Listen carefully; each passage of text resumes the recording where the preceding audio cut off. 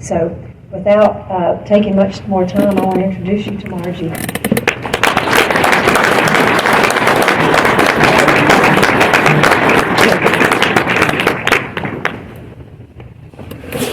I do want to thank Valentina, who invited me to be your speaker today, and tell you that when that invitation was made, I lived in Fayetteville, North Carolina, which is 2 hours from here.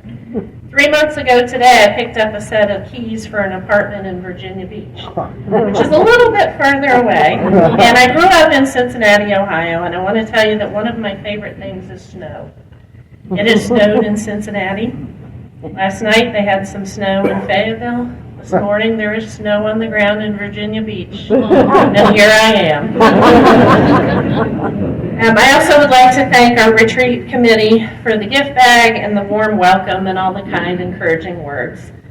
And I just want to tell you that in preparation for this experience, last night I had my notes and just kind of was getting my thoughts together.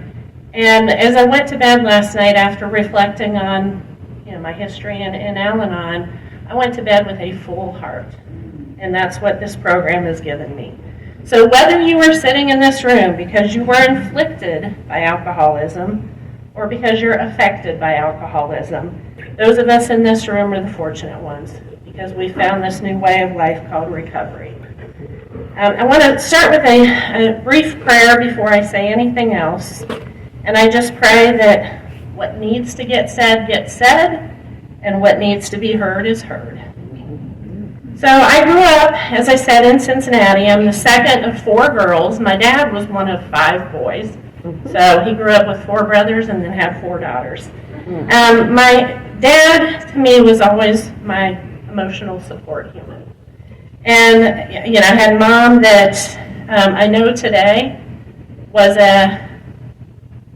needed to be in these rooms. She was an untreated Al-Anon. And, I had a very loving, supportive home. There was no drinking, except like an occasional beer or something in my home. So I didn't grow up with the direct effects of alcoholism.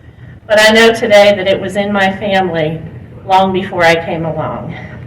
So I want to tell you a little bit about my relationship with my mom because it formed a lot of my personality as a kid. So I can remember one time I was folding towels, and she took the towels out of my hand and refolded them. And, I was told to make my bed one morning, and I made the bed by just pulling the sheets up and putting the comforter or the bedspread over top. And she came in and pulled the bedspread back and told me I hadn't done it right. So I had to remake the bed, and I thought, what difference does it make? Nobody else is going to see it. But, that put that seed of perfectionism in my brain, that everything had to be done just so. And I can remember comments that my mom made about other people, and often it had to do with their appearance and their weight, as if that was what gave somebody value. So, I had a lot of stuff that I needed to untangle when I came into Al-Anon. I was always a very successful student, but I never felt like I was good enough. There were 2 grades. There was an A or A+, and then there was failure. There was, for me, nothing in between. I didn't know how to speak up for myself as a kid. I had an older sister who I was always intimidated by, and I remember my mom talking about how she'd walk up to me and, playing with a toy, and she'd say, give that to me, and I just handed it over. I didn't speak up for myself, and I guess nobody else was speaking up for me. So I was shy and reserved and a bit of an overachiever, and just always wanted to feel important. And, wanted to feel like I belonged. And in our Al-Anon service manual, there's a section called Al-Anon's Primary Ideas. There's 4 of them. And one of them is that we need to change both our attitudes and our actions. And some of the attitudes I came into the program with was that I didn't know my own value. I focused on the negative and lived with a lot of self-pity as my constant companion. I had a lot of self-defeating attitudes like jealousy of others, their job, their appearance, their relationships, and compared myself with other people all the time, and I always came up short. I had a lack of confidence in my ability to make decisions or speak up for myself.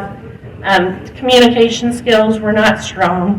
What I observed in my home was if my mom's feelings were hurt, she pouted. And we'd walk around, the other 5 people in the house going, did you do something? I don't think I did anything. And, so rarely did we know the cause of the resentment. We just experienced the effects of it. And after a few days, things would go back to normal. So nothing ever got resolved. Nothing got talked about. And so I was always kind of overly sensitive. So that's, what I came into the program with. And I grew up with parents, aunts, uncles that were all married and had kids. And so I thought that was just the package deal. You just show up and eventually you'll get issued your spouse and the children. And that never happened for me. And, so for a long time, kind of felt like, what am I doing wrong? Why don't I measure up, or why don't I get to have what everybody else has? But I went off to college. I started out as an accounting major, quickly changed to education because that's where my heart was. Got a degree in elementary education. I was going to school at Ohio University, which is about 3 hours from Cincinnati, and then moved home and thought, I'll just get a job and start my career. And that did not happen. For a number of years, I was a substitute teacher. I also worked at a restaurant so that I had some steady income, and lived at my parents' house. And at the restaurant that I worked at, there was a young man that would come in from time to time, and I just kind of had my eye on him, but never had the courage to start a conversation other than just, what would you like to drink? Or here's where you're going to sit, that sort of thing. And after doing that for a few years, there was an ad in the paper for a job at a daycare, and it said it was working with school-age kids, and I thought, well, that's more like teaching than substitute teaching. So I took that job, and I gave my 2 weeks' notice, and on the last night that I worked at the restaurant, I said out loud to somebody else, if that guy comes in here tonight, I'm going to do something about it. And he did. And so I wrote a little note, and we referred to him as Mr. Coffee because he just drank coffee and sat there and read. Sometimes he got a meal. And so it said, Mr. Coffee, you seem like a nice person. I'd like to get to know you better. My name, my phone number. I dropped it on the table and then scampered away. And he came up to me and introduced himself. And a few days later, we went on our first date. And that was the first significant relationship that I had. And on one of our early dates, we had gone to a fast food restaurant, and there was a storage facility on the property behind the restaurant, and he took me there to his hangout. And at the time, I knew that he was living with a brother and sister-in-law, and I thought that the storage unit was just kind of his place to have his own space. And there was a couch and a mattress, and I later figured out that's where he was living. And I think he probably just went to his brother's house to shower and that sort of thing. And then, shortly after that, he lived in a boarding house for a little while until he didn't think he should have to pay at the beginning of the week for the upcoming week. He should pay at the end of the week. And then he moved into an apartment over a plant nursery and, had the power turned off. And I just thought this guy just couldn't catch a break. When I first met him, he had a job. Shortly after that, he was let go and had one job after another, and I just didn't see that he had anything to do with that. So about 2 years into that relationship, I heard the words that I had been waiting for my entire life. I'm an alcoholic. And it was end of May, beginning of summer, and when he told me that, he told me a little bit of his history. He had been sober in Alcoholics Anonymous. He had been sober for about 7 years, but wasn't actively working the program. And I thought the problem was solved. Admission was made. He wasn't drinking anymore. We were good to go. That summer, I was hired for my first full-time teaching job. Moved out of my parents' house, so I had my first adult apartment. I was in this relationship, starting my first real job. I came home on my birthday, and he was there at the apartment to greet me and was just all agitated. He had baked a cake or cookies or something he wasn't ready for me to be home yet. And as I got closer to him, I smelled a familiar smell, and knew right away that he was drinking or had been drinking that day. I don't know exactly what happened, and I don't know what I knew. I know that there was a announcement that I saw on TV about you can, in reference to drinking, you can see what it's doing to them, but can you see what it's doing to you? And I picked up the phone and made a phone call. And I honestly don't remember if I knew what Al-Anon was and reached out for help in Al-Anon, or if I made a phone call looking for help for him. But either way, that got me to my first Al-Anon meeting. And actually, I was told that there was a Tuesday night AA meeting at a building just right around the corner from where I lived. And I went on Tuesday night, and there was no Al-Anon meeting. But there were a group of AAs there for their meeting, and they had like an area on the bottom floor where they had a little coffee bar. And there were two men there, Joe and Randy, and I have this pamphlet with both of their phone numbers on there from my very first contact with Alcoholics Anonymous. And they stayed out of their meeting that night, and Joe sat there with me, and he this, he that, he. Yeah. Everything out of my mouth was about the alcoholic and what was going on with him and my fears about that, and my anxieties and my worries. And Randy kind of just stood quietly behind the bar, and he said to me, my girlfriend goes to Al-Anon, give her a call. And I did. And that got me to my first meeting, which was on the following Thursday night. And I went in, and there were probably about 20 people there that night. Somebody handed me a pamphlet or a newcomer packet or something, and I, just kind of sat there timidly. And then Reba walked in, and that was Randy's girlfriend. And the minute she walked in the room, I knew it was her. And one of the things that in my relationship with my mom that I craved was validation and unconditional love. And, I connected with Reba pretty quickly. She became my first really significant sponsor, and I got unconditional love like I had never experienced in my life from that woman in that relationship. So that was last century. We'll just say that I attended my first meeting. It was probably a mile from where my apartment was. And then if you went to that intersection and turned the corner just a little further up the street was a AA building where they had a Sunday night Al-Anon meeting. And when I look back today, I can recognize that my higher power was there from the very beginning. I had 2 meetings within, a mile and a half of where I lived. If I had still been living at my parents' house, I don't know if I would have been comfortable going to Al-Anon meetings with them knowing where I was going and why I was going. So early in the program, still in the relationship, and I got a phone call one night. Blake was at a bar, he was drinking, he had this grand plan to pack up his car and leave town. So he wanted to know if he could stop by that night to say goodbye. And so he came over, and I said, why don't you stay here tonight? And, in the morning when you've got a clear head, you can decide what to do. And that was the beginning of 14 months of his living rent-free in my apartment, one day at a time. And, I will just say, I was new in the program, so I hadn't, developed my tool set yet. And there was some comfort knowing that I knew where he was. I could see him. And when I first came into the program, I really, truly believed that as long as I knew that he was okay, I would be okay. So I started, really digging into Al-Anon. He would drink cyclically, so he would drink for a few weeks, and then he'd stop. And when he stopped, he was wonderful. And then, a few weeks, a month or two would go by, and he would start getting irritable.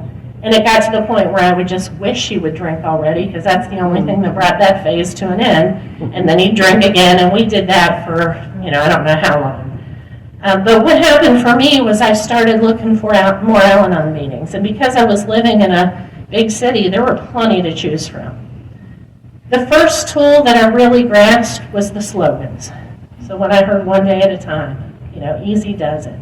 How important is it? And I could apply those, simple little phrases to daily life. I started to make phone calls because that was recommended. And, it's frustrating to me today, the number of people I hear that say, I couldn't pick up that 1,000-pound phone, or they only want to text. But for me, so much early recovery came not just from talking to somebody on the phone and being heard, but hearing myself say out loud the things that I was absorbing in my meetings. Eventually I got a sponsor and started working the steps. And just, I was, at the time, my first teaching job, I was at an inner city school, a bunch of kids that, I realized later there was some culture shock. They were living in a world that was nothing like the world I lived in growing up. So I had all kinds of expectations of what students should do, like go home and do your homework, and some of that wasn't happening, and be respectful towards adults, and so my work life was unmanageable, and my home life was unmanageable. After a little over a year of having Blake live at my apartment, there was one day where he was just kind of following me around like a toddler. I couldn't get a moment's peace. And I said to him, I need you to go somewhere else tonight. If you ask him his version of the story, I threw him out that night. Regardless, he left, and I think eventually ended up living with his brother and sister-in-law again. And, so he was out of my home. But eventually we drifted back together because the attraction was strong. And, there was genuine love, I think, in that relationship. And so we kind of, on again, what are we doing? Are we together? Are we not? Did that for a while. And I was working the steps at that time and had dug into step 3. And one day I was reading and came across this page in one of our Al-Anon daily readers that talks about confusion. And it says, confusion is a gift from God. It tells me that I'm probably not ready to take action. And so I just kind of hung out with that, because when I thought about the relationship, I thought, I don't want to continue to live with this, worry, fear, anxiety, but I also wasn't ready to let go. And at the time, the man who had hired me at my school resigned. It was my 3rd year at the school, and we had a new principal. And he was just, in my opinion, not very supportive. It was a rough year. Morale was really low. And, I was doing my praying and my work in step 3. And at the end of that 3rd year, I decided that I needed to walk away. And so I showed up, to turn in end-of-year paperwork and stuff. And he said, well, let's sign your contract for next year. And I said, can we wait and do that last? And he said, no, let's go ahead and do that. And so I handed him an envelope and announced that I was resigning. I did not have another job lined up. I didn't know what I was doing next, but I knew I could always go back to substitute teaching. But I can tell you, when I got in the car and drove home that day, the sense of relief was amazing. And, I thought I've heard about this in my Al-Anon meetings. When you're aligned with God's will, there's a peace about it, and you just know it. So I had a friend who worked for a school district that had what they called resident subs. So they had 2 people assigned to each of their buildings. So I was assigned to an elementary school, and I showed up one day at a time, subbed from classroom to classroom. I did a few long-term assignments, and, just had peace about it because I wasn't in charge. I didn't have to do the lesson plans. I didn't have to deal with parents. I just showed up and subbed and sometimes tutored or put up bulletin boards or that sort of thing. At one point during this period, I got a phone call from Blake, and he said, again, he was thinking about leaving town. And, what he started with was Bob, his brother, and Valerie, his sister-in-law, had talked, and she didn't want him living with them anymore. So it starts with the announcement that he's now homeless, and then says, can I come stay with you for a week and see what's left of the relationship? And in that moment, God did for me what I didn't think I was ready to do for myself, and the word no came out of my mouth. Because I knew that, listening to him, this was not about our relationship. It was about he needed a place to live. And I already knew what that was going to be like, and I didn't want to welcome that back into my home. So I don't know where he ended up living at that period in time, and we'll get back to that. But so eventually, he did leave Cincinnati and moved to Savannah, Georgia. And after 2 years of doing the resident subbing thing, I started looking around because I wanted my own classroom again. And I just couldn't find a full-time job in Cincinnati. So I ended up in Fayetteville, North Carolina. Got online, found some districts that had recruiting events, and I went and interviewed, got offered a job, and then moved, my entire life to Fayetteville. And I'll tell you today that, because I'm going to circle back around to that, I spent about 6 months waking up every morning going, what am I doing here? What am I doing here? I was away from my parents for the first time. I did not know a single person in that city. But I got established in my classroom, and I started to make friends and got involved in church and eventually built a life that was, really important to me. And something happened before I went to Fayetteville, I called to get an Al-Anon meeting scheduled because I knew that I needed to get connected with Al-Anon right away. And what I got was a trifold AA schedule with the Al-Anon meetings on the back page. And I think there were maybe 3 or 4 meetings listed compared to a trifold meeting list of all Al-Anon meetings. The first meeting I went to, there was not another car in the parking lot. The second one was on a Friday night, and there were 3 people in the room. It was held at a church. One of the women worked at the church. Several times during the meeting, somebody came in to talk to her about church business, and I thought, this shouldn't be happening at an Al-Anon meeting. But eventually found a group that was a regular, steady Wednesday night group, and that became my home group. Because it was a much smaller Al-Anon community, and I didn't find a lot of really active, well-attended meetings, that got me into service. So somebody mentioned a district meeting. I attended. I was literature coordinator for a little while, became district representative, and really have never looked back. I've had a service position of one kind or another at the district or the area level ever since. And I can tell you that in service, my communication skills got better. I learned a gentle and loving approach to communication and conflict. I gained confidence. I never would have imagined I could stand in front of a room of people and not be completely freaked out, and here I am.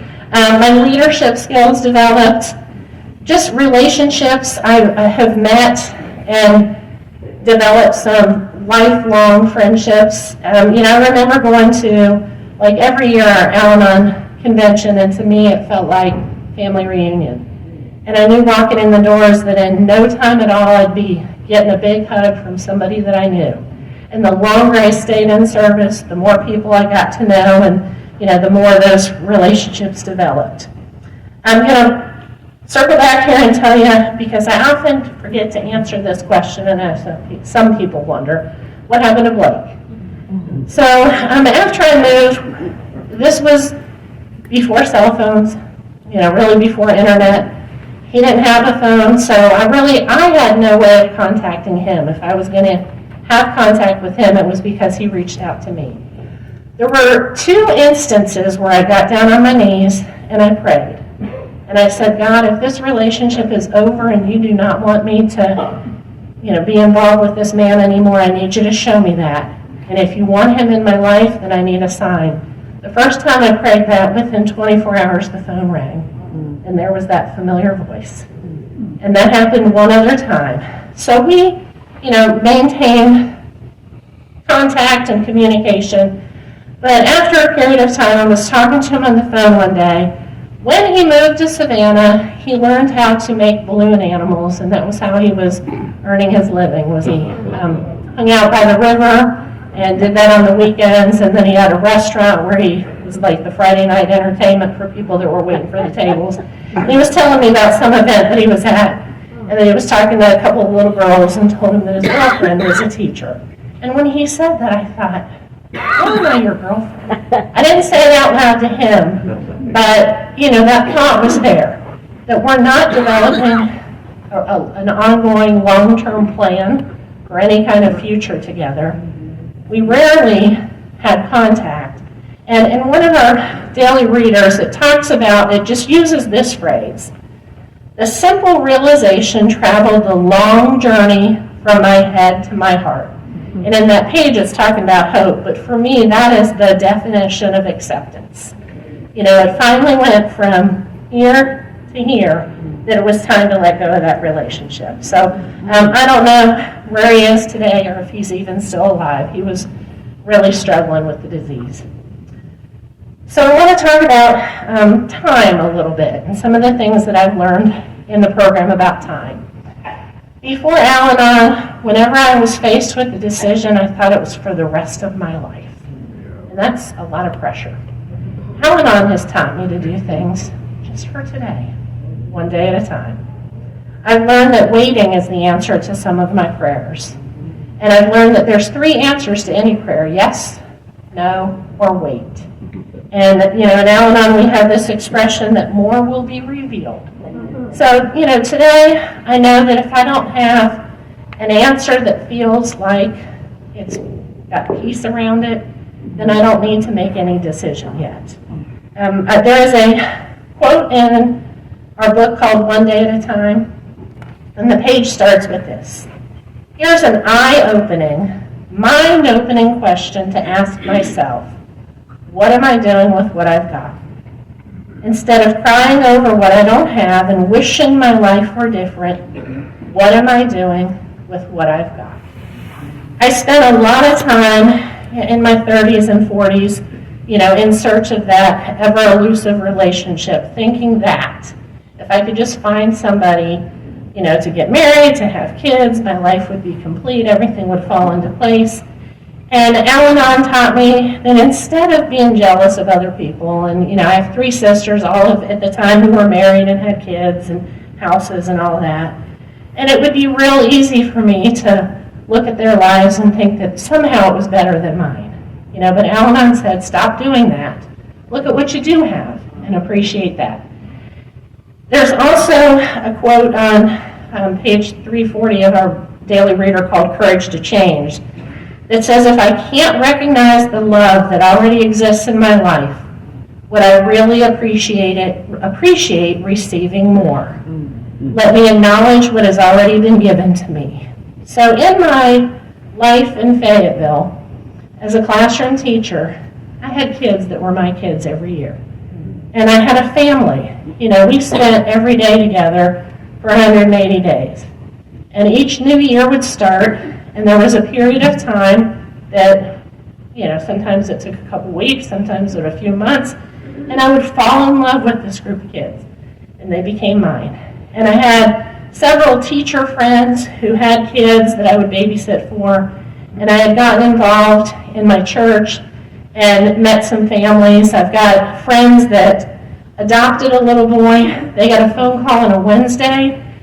They got him on Friday, and he came to church with her on Sunday. So I've known that kid since he was 4 days old and spent, I can't even tell you how many hours with him. And there was the dream for me, one day you're going to come to my school and I'll be your librarian.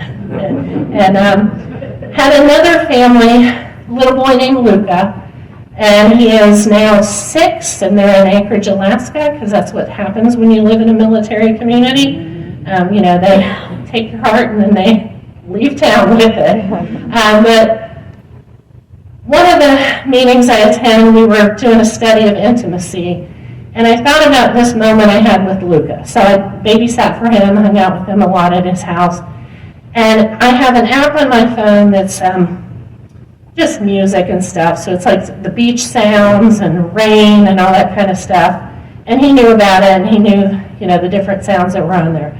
So we sat on his bed and we read this little book called Duck and Goose at the Beach. And so then he wanted to listen to beach, you know, the ocean waves. So I got out my phone and turned on the app, and, you know, the first one he said, no, it's got to have bird sounds. So I found just the right one, and we sat there side by side on his bed, just being, you know. And I can look at that today and say, that's intimacy. You know, being able to sit in peace with another human being and know how safe and loved both of us felt. You know, and today, because I've learned to practice gratitude, I notice those moments and I appreciate them. So I want to talk some more about the whole timing thing and God's timing. So I had moved to Fayetteville, it was in '98. In 2001, I'd been at my school for about 3 years, had a principal who was very demanding. And I just felt like I couldn't measure up. I wasn't, doing things right, wasn't as good as the other teachers. Her expectations were extremely high. And I started thinking, maybe this isn't what I need to be doing. And, didn't give it any real serious consideration, but just kind of had that thought that I don't know how much longer I want to do this. In September of 2001, I felt something in my right breast and went to the doctor, had my first ever mammogram, and I was diagnosed with breast cancer. And what I want to tell you about that experience, I ended up having 3 surgeries, one in September, one in October, final one in November where the cancerous breast was removed. The important thing about that experience to me, because I feel like, I didn't suffer, I didn't have to do chemo, I did not do radiation, the cancer was removed. 6 weeks later, I was back to life as I knew it. But I heard from one of my parents who said that when her daughter came home from school that first day in January, she said, "It's great to have Miss Smith home." Not back, home. Miss Smith, by the way, is my alter ego. So, 2007, so that to me was a message from God, that I was doing what I needed to be doing. So in 2007, still at the same school, walking down the hall one day with my 4th grade class lined up behind me, my principal stopped me in the middle of the hallway and said, our media specialist, school librarian, is retiring. We've interviewed a few people. We're not finding what we're looking for. Would you do it? So that was my interview and job offer, standing there in the middle of the hallway. And, I went home that day with a level of excitement that, and I had been sitting on the couch about a week prior to that grading papers, thinking there's got to be more to life than this. So that to me was God's answer. So I accepted that invitation and then became our school's librarian. In 2008, at the prompting of my principal who said, "You're throwing your money away, you need to move into a house, stop paying rent," I started looking at houses and went to a community that had condominiums that were new construction. And my parents were in town and went with me. And I went to this beautiful community, looked at this condo, thought, I would love to live here. We talked to somebody at the office. She said, this is what it will cost each month. And I got in the car and my dad said, what do you think? And I said, I can't afford it. And he said, well, there's your answer. So that was in 2008. 2012, after spending some time, I came to the conclusion that I needed to just stay put at my apartment. And then unless I started putting money aside, I wasn't ever going to be able to afford a down payment. But 4 years later, decided to start looking again, got connected with a friend whose husband did financial paperwork and that sort of thing for people looking for houses, and he found a loan that paid an $8,000 first-time home payers down payment. And I went back to the condo complex. They had 3 condos that were for sale, looked at a few of them, and the last one I looked at had never been lived in. It was beautiful. And because of the opportunity to have that first-time home buyers down payment, I was able to get the condo. So 4 years later, the home of my dreams, I just had to wait for it. In 2018, I was at an event for an organization that I belong to, and there was an announcement of a job opportunity. And I was sitting amongst friends, and somebody on that side turned to me, and somebody on that side turned to me, and they both said, Margie, that would be the perfect job for you. And at the time, I thought it would be, and I think I might like it. But I made a phone call, I got some information, found out what I would have to do if I was interested in applying. School year had already started, and I just said, it's not the right time. I don't see myself uprooting in the middle of the school year, and so, let that opportunity slide. This past May, same job became available. Within 24 hours, I had a text on my phone and an email in my inbox saying, have you seen this? And so I reached out over the course of the summer, went through the process of applying, interviewing, and that is why I now live in Virginia Beach. So, 6 years after that job was first available, it's mine now. And the person who got the job 6 years ago is still there with the company. So I've gotten to talk with her, and so, I gave up. That was when I left my parents' house, in age 29, 30, whatever I was. That was huge. And after 26 years of living in the same community, being a part of a school community, being a part of a church community, having friends who felt like family, it was really, really hard, and there was a lot of grief around that decision. But I can tell you today that I know I'm right where I belong. I want to share another example of God's timing in my life. So I have 2 nieces and 7 nephews. And because I don't have kids of my own, when I'm with them, I get to just be with them. And so I think there's just a different level to that relationship than there are with other aunts and uncles who have kids of their own. And in 2022, my 31-year-old niece, mother of 3 children, was suffering greatly from postpartum depression and took her own life. That happened on a Monday. On Monday, I go to an Al-Anon meeting. And on Monday, a group of us go out for dinner before the meeting. So I was at a restaurant with a group of Al-Anon friends. My phone rang and I saw it was my sister, and so I just silenced it because I thought I can talk to her later. 10 minutes later, I got in the car to drive from the restaurant to the meeting location, and there were 2 texts and a missed call. And so I called her, and she said, are you somewhere where you're safe to talk? And I said, well, I'm in the car. She said, when you're not driving anymore, give me a call back. So I pulled into the parking lot at the church where the meeting was held. One of my friends was getting out of her car, and I said, I need you to stay right here, because I knew something was coming. I got that news, and I walked into my Al-Anon family. And I can't imagine if I had been sitting at home and the phone rang. And, I think that was God. God knew where I needed to be. It is 2 years later, and, when that first happened, I showed up for work the next day and just did the best I could. And for a period of time, it was literally 1 breath at a time. And then eventually I was back to 1 minute at a time, and then 1 hour at a time. I couldn't imagine how those little girls were ever going to be okay, and today they are amazing.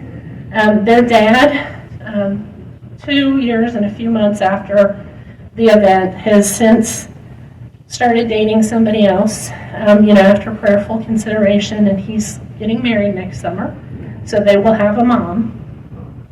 And, it won't be the same as my niece, but they'll have what they need in their lives.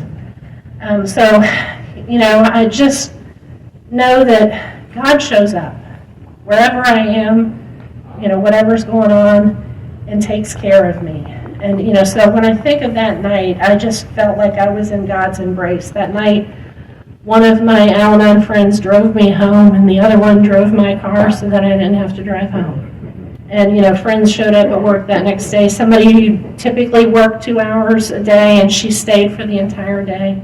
I was well loved. And when I think about what I wanted as a kid and growing up, I wanted unconditional love. I wanted that, knowing that no matter where I was, people loved me. And today I know that in spades. As I was getting ready to move from Fayetteville, I had a conversation with one of my friends who said, are you really sure you want to take this job? You have so many relationships here. You're all about people. I think you're going to regret it, all that kind of stuff. And I have walked into a new work environment that could not have been more welcoming. I've started going to Al-Anon meetings in Virginia Beach, and I'm, searching for my home group. Today, my life is more full than I ever could have imagined. one of the most important lessons I've learned in Al-Anon is that what I focus on will grow. And, my pre-Al-Anon self focused on self-pity. And it only took one nugget of something that wasn't right in my life for everything in my life to be wrong. I'm never going to be tall enough, thin enough, good enough. She has this and I don't, that sort of thing. And I got connected with some folks in the program who did an online gratitude list. A friend of mine was telling me about it, and I said, "What's that all about?" And she said, "Well, it's just a group of people that send out a gratitude list each day." And I said, "How could I get involved?" And so she shared my email address, and I started receiving gratitude lists in the inbox. And at first, I just read them. But what I can tell you is I can't sit there and read other people's gratitude lists without feeling grateful. And I can't read their gratitude lists without starting to compose my own. So eventually I started doing that as a daily practice. At the end of the day, I would sit down and type out my gratitude list and send it off to the email community. And what that did for me was throughout the day, I got to remember this to put it on my gratitude list. I started noticing every little thing that happened throughout the day that was worth note. So I'm going to wrap up by telling you a little bit of what Al-Anon has given me. It's given me a safe place to be vulnerable and to share what is in my heart with people I trust. It's a place where I've learned to know and to love myself. It's given me people who show me the way by sharing their experience, strength, and hope, tools that I can use in every area of my life. Today I feel like there's this filter around my brain, and I can't think of any decision, any action that I'm considering it without it going through that Al-Anon filter. It's given me confidence in myself and belief that I have something to offer that's of value. It's given me perspective and awareness, taught me that what I will focus on will grow, a heart full of gratitude, and the sure knowledge that I am never alone. So thank you all for inviting me to be here with you today.